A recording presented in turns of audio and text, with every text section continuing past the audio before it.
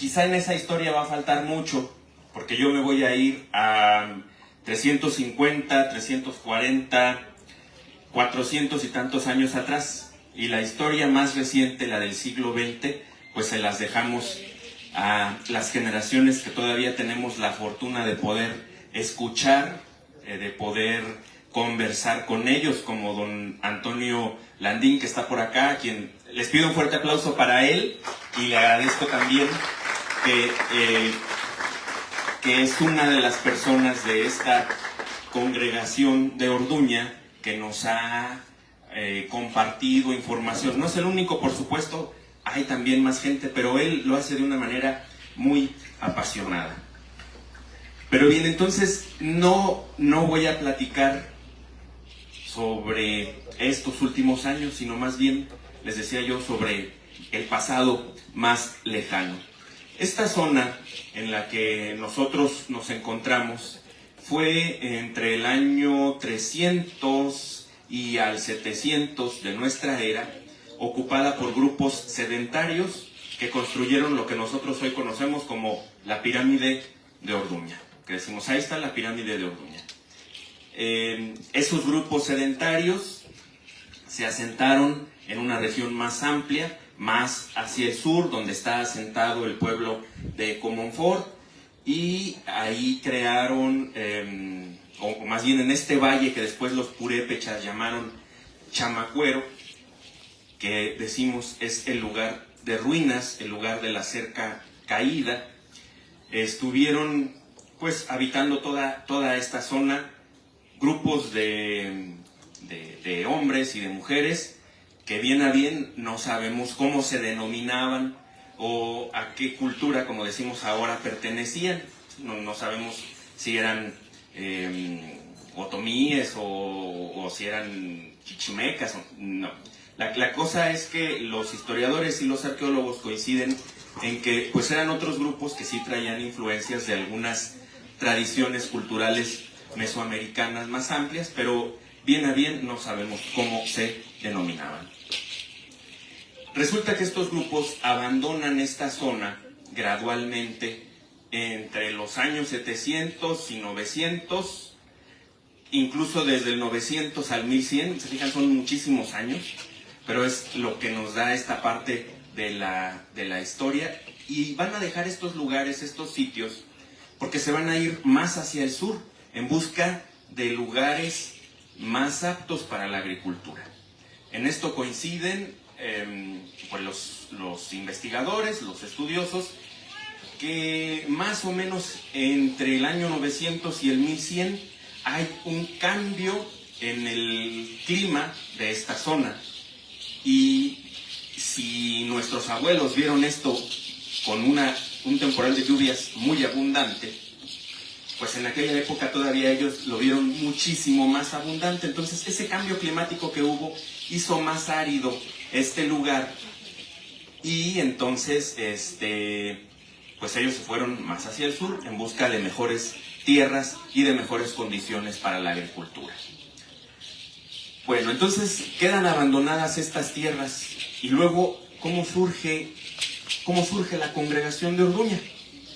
Bueno, resulta que la certeza así documental más importante que tenemos es de 1643. Y en 1643 aparece ya la mención de unas tierras conocidas como La Lope, y se llamaban así porque pertenecían a una familia que se apellidaba Lope y Castilla. Y esta gente, pues, eran los dueños de una hacienda, de una estancia muy grande, que abarcaba lo que ahora conocemos como Nopalera, Orduña de arriba, Orduña de abajo, y llegaba más o menos en este camino real que conocemos hasta la parte que todavía tiene por ahí en una pared grabado que dice ahí el cleriguito. El cleriguito o el cleriguillo, eso pertenecía todo, y los cerros que vemos, pertenecía a la hacienda de La Lope. Pero, como sabemos también, en aquella época virreinal, pues las familias van adquiriendo propiedades, van cambiando también las tierras, las van vendiendo, y pues así fue pasando con esta hacienda, hasta que en un momento, a finales del siglo XVII, la compra un importante administrador de la Nueva España, del Virreinato de la Nueva España, de apellido Orduña, el general don Juan de Orduña. Y a partir de ese momento va a empezar a adoptar poco a poco el nombre, ya no la hacienda de la Lope, ya no va a ser conocida como la Lope, porque pues ya los de apellido Lope ya no van a ser los dueños, va a ser la hacienda de don Juan de Orduña. Y poco a poco va a irse conociendo así nada más con el nombre de la hacienda de Orduña. Pero esta hacienda va a tener una característica importante. ¿Quiénes van a trabajar las tierras? Pues van a ser indígenas otomíes. Esos grupos de otomíes que llegaron al Valle de Chamacuero entre 1550 y 1560 y que establecieron los poblados de San Francisco, de San Agustín y otro que se llamó San Lucas, que según un mapa de 1580 estuvo por donde ahora está Virela, más o menos por ahí, aunque no es exacto eso. Pero ese poblado ya desapareció, ya no existe ningún San Lucas. Pero esos grupos de otomís y poquitos chichimecas que había, pues empezaron a mezclar, y eran los que trabajaban y servían en las haciendas. Pues resulta que también había indígenas ricos, y por eso también es muy importante y muy interesante la historia de este lugar. Nosotros, los que somos de por aquí cerca, hemos visto los cascos de haciendas. Está la hacienda de Morales, está el casco de la hacienda del Potrero, y decimos, esos fueran haciendas. Pero y aquí en Orduña no ubicamos el casco de una hacienda. Y eso se debe a que bien temprano, en el mismo periodo virreinal o colonial, como lo conocemos generalmente, pues la hacienda se dividió, se fraccionó. Y se fracciona, se divide, precisamente a que la adquiere un indígena rico. Un indio otomí, cacique del pueblo de Chamacuero, o sea, era de los principales del pueblo de Chamacuero, un pueblo de indios, y tenía el suficiente dinero para comprar una hacienda tan grande como lo era la hacienda de San Nicolás de Orduña. Porque además ya para este momento también había una devoción muy importante a San Nicolás de Tolentino, que también, por cierto, se veneraba en la hacienda de Virela con un grupo de mulatos que le tenían veneración, que después ese San Nicolás se lo llevaron a los Remedios y está a un lado de la capilla de la Virgen de los Remedios, ¿no? Pero bueno, este indígena se llamaba Francisco Martín. Él era, repito, cacique principal del pueblo de Chamacuero. Y se casó con una india también del pueblo de Chamacuero que se llamaba Lucía Pascuala. Los dos, pues obviamente viven juntos y hacen su vida, pero en este vivir juntos no pueden tener hijos. Este matrimonio no tiene hijos, y entonces se hacen cargo, como eran ricos, se hacen cargo de un sobrino que tenían, que era de Apaseo, y que era también de una familia principal del pueblo de Apaseo, otomí. Y ellos lo van a cuidar, lo van a traer a Chamacuero, lo van a cuidar como si fuera su hijo. Y un día, en una mañana, van a tocar a la puerta de su casa, abre la servidumbre, y pues lo que se van a encontrar va a ser a un pequeño bebé que estaba en la puerta. Fíjense, a estos indígenas ricos del pueblo de Chamacuero les llevaron un niño español. ¿Qué pasó? Bueno, pues a lo mejor alguna hija de un español dio un mal paso y tuvo al bebé y pues se deshacieron de él, vamos a llevárselos a ellos, por lo menos sabemos que ellos lo van a cuidar, van a tener bien, o qué sé yo, ¿no? Eso sí no lo encontramos en los documentos, pero el chiste es que reciben, ellos adoptan a ese niño y lo cuidan como propio, los quieren a los dos. Se muere Francisco Martín le hereda a Lucía Pascuala, y cuando Lucía Pascuala se muere, divide la hacienda de San Nicolás de Orduña en dos grandes fracciones. Esa división sigue viva o sigue visible hasta nuestros días, y es lo que conocen aquí como el Callejón Ancho. Esa era la división. Para la parte de abajo se le quedó al sobrino, que se apellidaba Ortega, y para la parte de arriba se le quedó al español, que no me aprendo sus nombres todavía, entonces déjenme buscarlos aquí.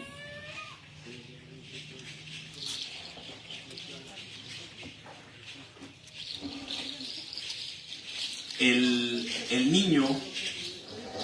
niño indígena era Juan Francisco de Ortega, el sobrino, y el español era Juan Antonio de los Reyes. El español se va a hacer carrera sacerdotal, y entonces cuando ya muere Lucía Pascuala, a quienes vieron como su madre, pues él dice: yo no tengo ya nada más que hacer aquí, yo no me voy a hacer cargo de una hacienda, yo estoy sirviéndole a Dios en otras tierras, así que pues no sé si le diría hermano o medio hermano o no sé, pero al indígena con el que se crió como si fueran hermanos, pues le termina vendiendo la otra parte de sus tierras, y entonces este indígena de apellido Ortega pues se va a quedar con toda la tierra de Orduña. Bueno, otra vez se vuelve a unificar. Esa división que se había hecho se eliminó, pero la vuelven a unificar cuando él ya se queda con todo. Resulta que Juan Francisco Ortega tiene muchos hijos, como era costumbre también en aquella época, y a todos esos hijos les empieza a repartir. Y la repartición la hace de una manera que también todavía es visible aquí en Orduña, sobre todo en Orduña de abajo. Muchas de las casas de esta calle, la calle se llama Hidalgo, ¿verdad? De la calle Hidalgo hacia arriba, hacia el cerro, pues son tiras largas. Y así es como les divide él a sus hijos, que en aquel momento pues eran 7. Entonces parte la hacienda y son tiras grande. Imagínense, si ahorita estos tramos se nos hacen grandes, pues era muchísima la tierra que tenía para dividirles a los 7.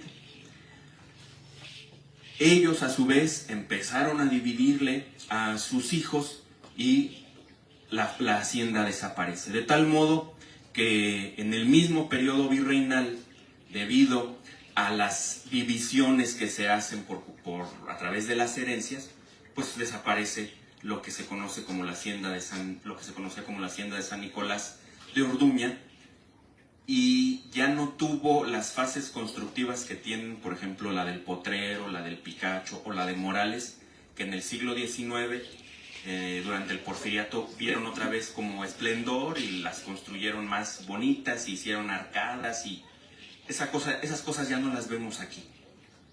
A lo mucho, y es una suposición mía nada más, a ver si me ayudan, para acá adelante hay unas casas, y creo que ya están haciendo unas bardas gruesas, pero por ahí se veía y todavía quedaban los cimientos muy gruesos de bardas, que seguramente, pienso yo, que eso llegó en algún momento, o en algún momento fue la casa grande, digamos, o el casco de la hacienda, ¿no?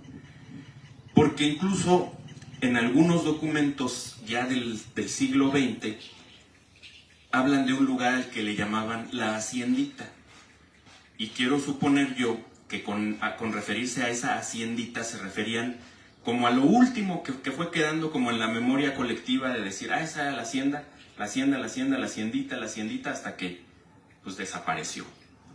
Pero es debido a eso, a que desde el mismo periodo virreinal, pues la hacienda se fraccionó. Y ahora, esta misma familia de apellido Ortega, estos indígenas,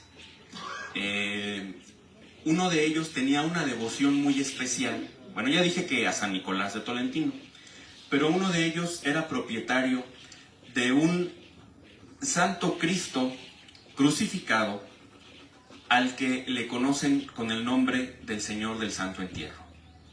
Eso consta en los documentos que ellos lo tenían. Después, algunos de ellos no vivían aquí, por supuesto. Estas eran sus tierras de trabajo y tenían sus casas en el pueblo de Chamacuero. Y uno de ellos era el que tenía el Cristo y vivía en el pueblo de Chamacuero. Y entonces empiezan a construir, con apoyo ya de la congregación de Orduña, ya no era hacienda, ya de la congregación de Orduña, un templo en honor al Señor del Santo Entierro. Y ese templo, para los que somos de Comonfort, es ahora el templo de San Antonio. Ese templo lo comienzan a construir con cooperaciones, con faenas, con trabajo, la gente de la congregación de Orduña, para dedicarlo al Señor del Santo Entierro.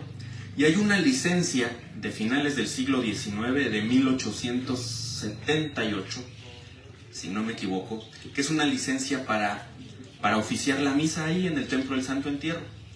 Y esto lo traigo a colación porque se me hace interesante que en Orduña son bien fiesteros y dan de comer. Y a los que somos gorrones nos gusta que nos den de comer. Y entonces, pues en ese tiempo, el documento era la autorización del obispado de Michoacán, que a esa jurisdicción eclesiástica pertenecía Chamacuero, y dice ahí que se daba el permiso para oficiar misa en la capilla del Señor del Santo Entierro, frente a la plaza principal del pueblo. El jardín no existía, esa era la plaza principal. Y con la condición de que no se den comidas ahí, no se hagan bailes profanos en el templo ni en el atrio. Fíjense, ¿y a cuántos años? Y ahora ya, claro, la iglesia católica ya cambió sus posturas, a veces, pero pues seguimos teniendo danzas, ¿no? Que en algunos casos, malamente, algunos sacerdotes consideran como profanas, ¿no? Malamente, creo que no lo entienden. Pero los alimentos se siguen dando. Dice ahí que no se den alimentos, que no se dé chocolate. Eso es curioso, que no se dé chocolate, porque el chocolate se consideraba como una bebida que pues como que alteraba, así como que te incitaba a tener malos pensamientos y hacer cosas que no van con la Iglesia Católica, ¿no? Por supuesto, no nada de bebidas alcohólicas, también lo menciona ahí el documento. Pero digo, lo traigo porque la congregación sigue siendo así, fiestera, y nos dan de comer en el atrio del templo el Jueves Santo, y para la fiesta de San Nicolás, y para la de San Francisco, y el 24 de diciembre. Y eso lo vemos y se repite en muchas de nuestras capillas y templos donde la tradición o el origen es eminentemente otomí o ñañú, como dicen ahora. Ñañú es indígena, pues, porque las cosas se hacían así, en comunidad, en congregación. Entonces, celebrar los 100 años de un templo que además se construyó que se empezó a construir en un contexto bien difícil, en la Revolución, hacia 1924, 1925, estaba la Revolución, y después llegó la Guerra Cristera, en la que hubo cristeros de Orduña, en la que, según un relato, la dinamita con la que hicieron volar el tren presidencial en que viajaba Emilio Portes Gil, aquí adelantito, en un puentecito a la altura de San Pedro, esa dinamita se guardó aquí en la congregación de Orduña con una familia de apellido Valle. Aquí la guardaron y se la llevaron y la pusieron ahí para que un 10 de febrero en la madrugada, cuando pasaba el tren más o menos a las 6, estallara y se volteara, y la intención era matar al presidente, pero no le pasó absolutamente nada a Emilio Portes Gil.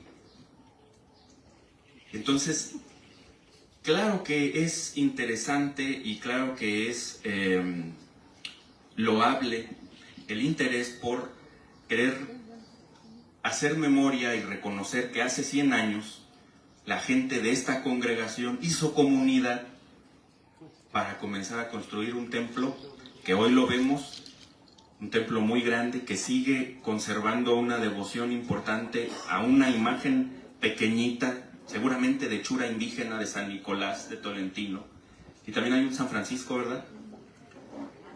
Más chiquito todavía, y que por cierto en los documentos que había ahí en el templo, pues mencionan que tenía esta congregación su propio cementerio, junto con una capillita. Eso sí, no sé, nadie me ha podido dar razón de dónde quedaba el cementerio. Y bueno, pues sobre todo las actividades, ¿no? El reunir a la gente y el seguir viviendo esta historia, en traerla a colación 100 años después, pues es muy afortunado. Así que pues enhorabuena y felicidades a la congregación de Orduña por los 100 años de su templo, pero más de 340, 360 años, y si nos vamos a las pirámides, pues muchísimos más años de historia de la congregación de Orduña, de la congregación de San Nicolás de Orduña. Muchas gracias a todos ustedes por su atención y pues a seguir disfrutando de los 100 años del templo de Orduña. Gracias.